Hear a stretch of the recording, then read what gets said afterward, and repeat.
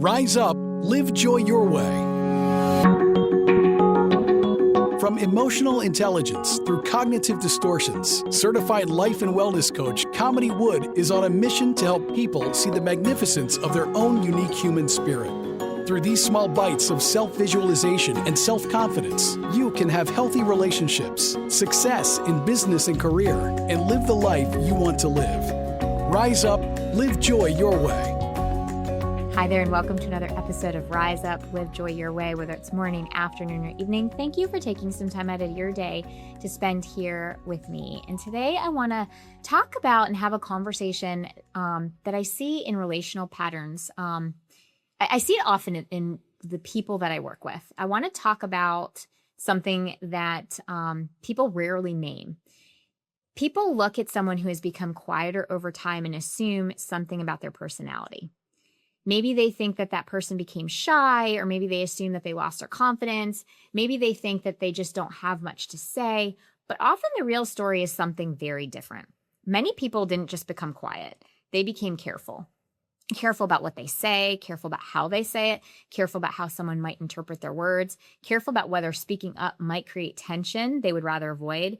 And so over time, communication stops feeling natural. It becomes strategic and calculated. And if you've ever noticed yourself editing what you say before the words even leave your mouth, this might resonate with you. Because what often looks like quietness is actually something else entirely. It's actually an adaptation. So for some people, communication feels relatively easy. You know, they share their ideas, they express their opinions, they disagree when something doesn't feel right. And even when conversations become uncomfortable, there's this underlying belief that the relationship that they're in can handle it. But not everyone has lived in environments like that. Some people have spent years in relationships where reactions were actually unpredictable, where a small comment could turn into this huge argument that you weren't expecting, and where disagreement was met with criticism and truly kind of demeaning verbal attacks. You know, maybe their emotions were escalated quickly, or expressing yourself seems to make things worse instead of better. And when someone lives in that kind of environment long enough, their nervous system begins to learn something really important. Words can create consequences. And so before speaking, the brain starts running these calculations. Okay, what is it safe to say? How might this person react? Should I phrase this differently? Would it be easier to stay quiet? And this process can happen so quickly that people don't even realize that they're doing it. It becomes such an autopilot thing, because over time, communication becomes less about actually expressing your ideas or expressing what's going on for you. And it's more about emotional management. And I don't mean managing your own emotions. I mean managing the other person's response.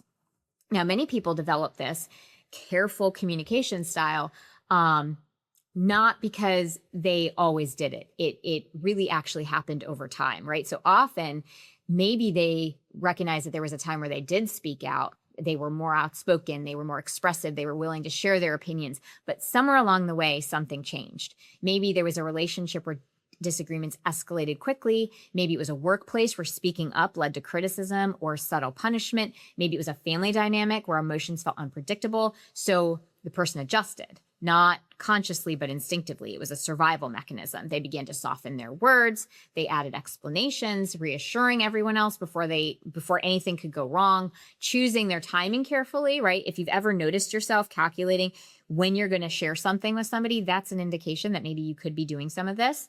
Sometimes deciding that silence felt easier than speaking. And those adjustments probably worked in the short term because they helped avoid conflict. They kept the environment calmer. But they also required something subtle. What this requires is the person shrinking and losing their natural voice and what it is that they actually want to say. And this is where the deeper challenge appears. When communication becomes focused on preventing someone else's reaction, something really important begins to shift. Instead of asking, okay, what is it that I want to say here? The mind starts asking, how will they respond? So instead of expressing thoughts naturally, people just start to adjust themselves. And they adjust themselves constantly. And that's when softening ideas happen, over-explaining starts to happen, choosing words that will create the least disruption, and sometimes just choosing silence altogether. Not because they lack opinions and not because they don't have insight, but because their nervous system has learned that staying quiet keeps the peace and keeps them safe. And so over time, people who have adapted in this way can begin believing something about themselves. They may assume that they are naturally reserved. They are not someone who speaks up. They believe that they prefer to stay in the background. But often that isn't really the whole story. Often what happened is that their communication style evolved in response to the environment that they were in. It became a way of maintaining safety. So oftentimes when somebody says to me, I'm an introvert, I get curious about that. Now, and to be fair, sometimes it is something that's been there all the time, but sometimes it's the result of an environment they've been in. And I do see this pattern in people that I work with. Sometimes they'll say something like, I used to be more outspoken, or I used to say what I thought more easily. I just don't know what's happened to me, or I don't know what's wrong with me.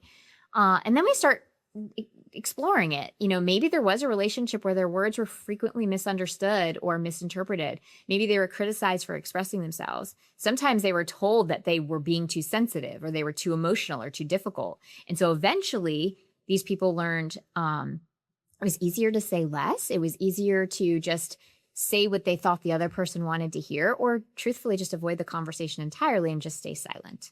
And those strategies made sense at the time. I mean, they helped stabilize a relationship. They reduced the tension.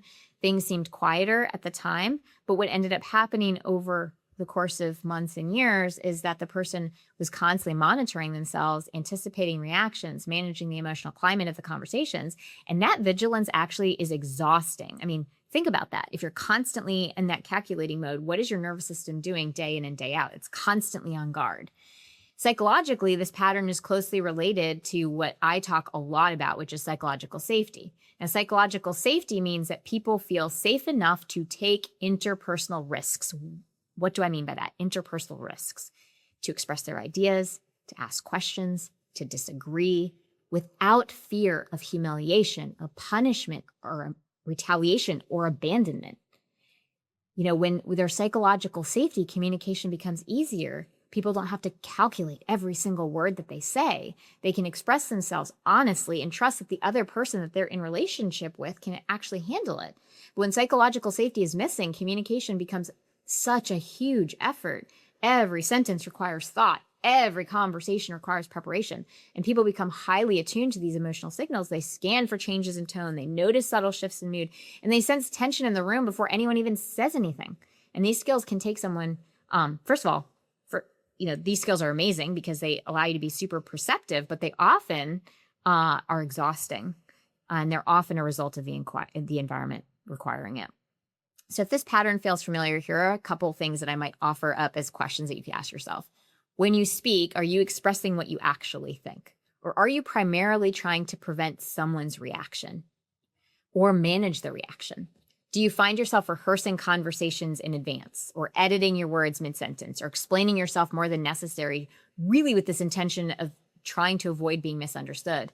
And perhaps the most important thing to ask yourself are there relationships in your life where you feel safe enough to speak without constantly managing the other person's emotions? Because healthy relationships do not require that amount of vigilance.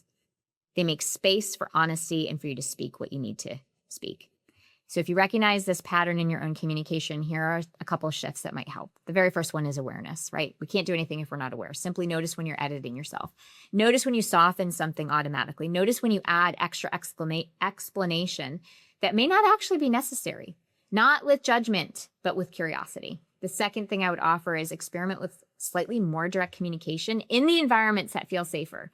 You don't have to say everything all at once, but just begin allowing yourself your natural voice to show up a little bit more. And then the third shift is paying attention to how people respond when you do speak honestly. Notice if they make room for it. And if someone consistently reacts with hostility or dismissal or emotional escalation, that tells you something important about that particular relational environment. Because again, communication should not require constant emotional self-protection. If you've spent years being careful with your words, it makes sense that your nervous system still wants to protect you. And those patterns develop for a reason. So I'm not here to say that there's something wrong with you. It makes sense. They helped you navigate environments where the reactions felt unpredictable because as your environment changes, your communication style had to evolve too. You're allowed to have thoughts, you're allowed to express disagreements, and you're allowed to take up space in conversations. And people who value you will not require you to shrink your voice in order to maintain that relationship. Sometimes people think that they became quieter just as they got older, but often that quietness is not a personality. It's a part of you that's protecting you maybe from some learned environments where emotional reactions felt unpredictable. But healthy relationships, they do operate differently. They create space for that honesty, space for some disagreement, space for people to speak without constantly calculating the emotional consequences. And when that kind of safety begins to exist, something amazing happens, right? That voice that once felt so careful starts to feel natural again. Not louder, just a little freer. If you'd like to chat with me about how coaching can help you maybe find that voice again, feel free to book a time with me anytime at coachwithkamini.com. And until next time, stay well. Thank you for listening to Rise Up, Live Joy Your Way. For more information, book a chat with Kamini at www.chatwithkamini.com or visit her website at www.kaminiwood.com. You can also find Kamini on Facebook or Instagram. Username It's Authentic Me. Thank you for listening.